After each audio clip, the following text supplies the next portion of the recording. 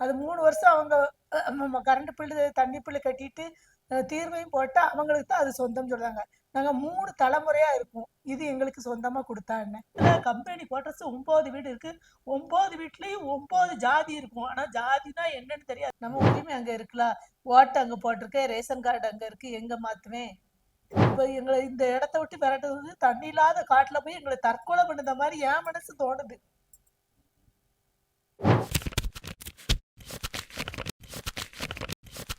BBTC நிர்வாகம் கம்பெனியை போட்டுட்டு போயிடுச்சு. நீங்க வேற வேலை பார்க்கறதுல அப்படி என்ன உங்களுக்கு சிக்கல் இருக்கு?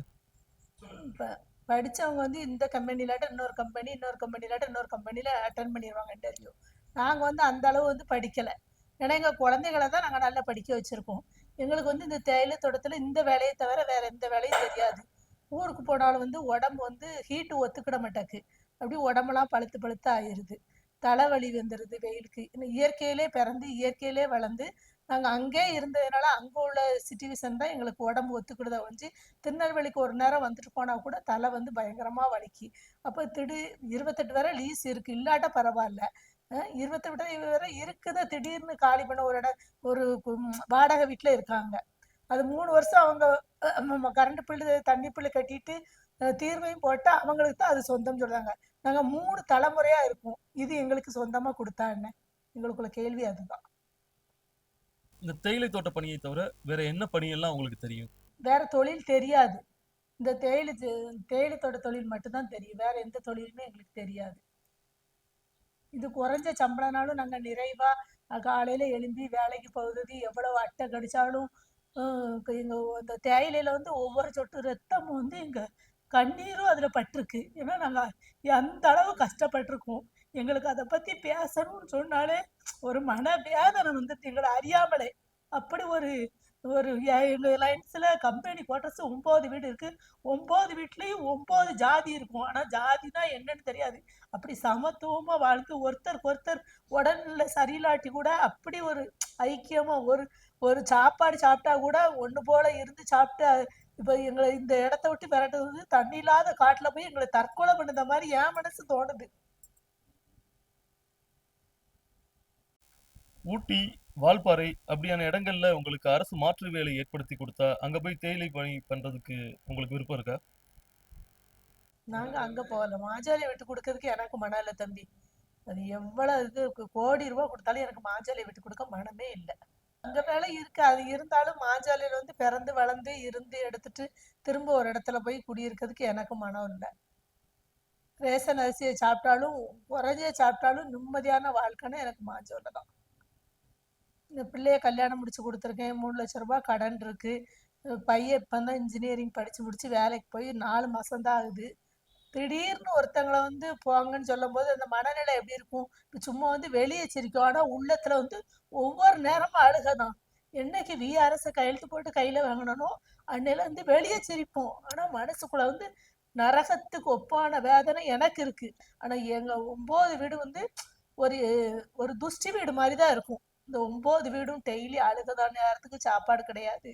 ஒரு மன அந்த அந்த வேதனையை வந்து அனுபவிச்சவங்களுக்கு தான் தெரியுமா ஒழிச்சு மற்றவங்களுக்கு தெரியாது. அந்த அளவு எங்களுக்கு ஃபீலிங் இருக்கு. எக்காரணத்தை கொண்டு மாஞ்சோலையை விட்டு கொடுக்கறதுக்கு எங்களுக்கு மனமே இல்லை.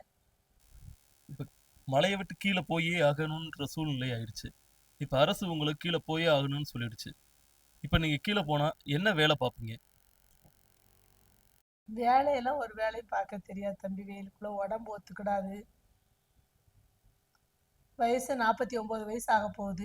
பாதி நாட்களை அங்கேயே கழிச்சாச்சு. இன்னும் போய் ஒரு வேலையை தேடி பார்த்து அது ரொம்ப ரிஸ்க். மலையை விட்டு கீழே இறங்கின பின்னாடி வாடகைக்கு வீடு பார்க்கணும்.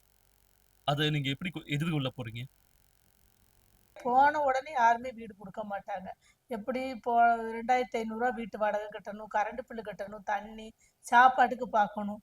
இங்க 7000 ரூபாய் சம்பளம் வாங்கினா எல்லாமே அதிலே நாங்க பார்த்துக்கிடுவோம். நிம்மதியா இருக்கும். எந்த இயற்கை காற்று, இயற்கை வெளியே போகும்போது செயற்கையை தானே அனுபவிக்கணும். இயற்கை உடம்பு ஒத்துக்கிடணும்ல. ஏன்னா இயற்கையிலே பிறந்து வளர்ந்துட்டு செயற்கைக்கு போகணும்னு சொன்னா அது ரொம்ப ஒரு மன வேதனை. தாங்க முடியாத ஒரு வேதனை தான். அந்த தேயிலை தோட்டத்தை அரசு ஏற்று நடத்தும்ன்ற நம்பிக்கை உங்களுக்கு இருக்கா?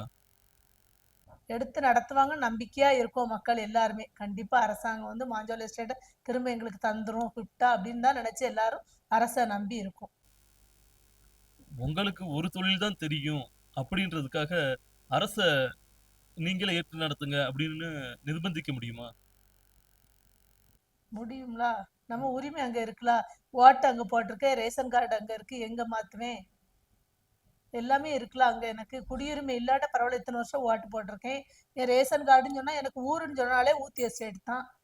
அப்படி இருக்கும்போது திடீர்னு போய் நான் வேற ஊர்ல போய் மாத்த முடியாதுல. ரேஷன் கார்டு எங்க மாத்துவேன், ஓட்டு போய் எங்க போடுவேன், ரேஷன் அடுத்த மாசம் நீங்க இப்ப வெளியே அனுப்புறாலுமே அடுத்த மாசம் ரேஷன் போய் எங்க வாங்குவேன், எந்த ஊர்ல வாங்குவேன்? எல்லாமே எனக்கு பிறந்து வளர்ந்து இருந்து இடம் சொந்தமான இடம்னா ஊத்தி எஸ்டேட் தான். புதுசா போய் ஒரு இடத்துக்கு போக முடியாதுல்ல. மாஞ்சோலையில இவ்வளவு பனி, இவ்வளவு மலை, வனவிலங்கு, இப்படி அட்டை, இப்படிலாம் இருக்கிறப்ப நீங்க கீழே போய் ஒரு நிம்மதியான வாழ்க்கையை வாழலாமே. வேண்டாமே வேண்டாம். கூடுதல் வாய்ப்பே வேண்டாம் தம்பி. இருக்க சம்பளம் குறைவா இருந்தாலும் நிறைவா இருக்கும், சந்தோஷமா இருக்கும். அது ஒண்ணுதான். இப்போ பக்கத்து வீட்டுல ஊருக்கு போனா பார்க்க மாட்டாங்க. நாங்க 9 வீடு இருந்தாலும் 9 வீட்லயும் உள்ள சந்தோஷம் எங்கேயுமே இருக்காது. இப்ப எனக்கு உடம்புக்கு முடியலையா, இவங்கள எதிர்பார்க்க மாட்டாங்க, வீட்டுக்காரரை எதிர்பார்க்க மாட்டாங்க. பக்கத்துல உள்ளவங்க ஹாஸ்பிட்டல் கூட்டு போவாங்க, சமைச்சு தருவாங்க, கூடயே இருப்பாங்க. எனக்கு முடியாட்டிலும் இருந்து பார்ப்பாங்க. ஊர்ல போய் அப்படி இருக்க முடியாதுல்ல. அந்த கலாச்சாரமே வேறல்ல. பிறந்து வளர்ந்து ஒரு இடத்துல குடியிருந்துட்டு ஓட்டுரிமை பார்த்து ரேஷன் கார்டு பார்த்து எல்லாம் நம்ம அங்கேயே வச்சுட்டு திடீர்னு போய் ஒரு இடத்துக்கு மாத்துங்கன்னா எப்படி மாத்த முடியும் நம்மளால? அரசு நீங்க கீழே வந்த பின்னாடி உங்களுக்கு இலவச பட்டா, வீட்டுமனை இதெல்லாம் குடுக்குது அப்படின்னா, நீங்க கீழே போறதுல என்ன ஒரு தடங்கல் இருக்கு உங்களுக்கு? அது வந்து சொந்த ஊர்ல எல்லாம் மாஞ்சோலை வந்து சொந்த ஊரு. பாப்பாங்களும் கரடியக்குறிச்சி சொந்த ஊர் இல்லைல்ல. அங்க போய் இருந்துட்டு எந்த 700 பேர் இருக்கும், நான் ஒருத்திக்கு வேலை கிடைச்சிரும். அந்த மிச்சம் 600 பேருக்கு வேலை கிடைக்கணும்ல. வேலை கிடைக்காதுல்ல பக்கத்துல. இதுங்க வந்து குறைவான சம்பளம்னால நிறைவா இருக்கோம்ல அங்க.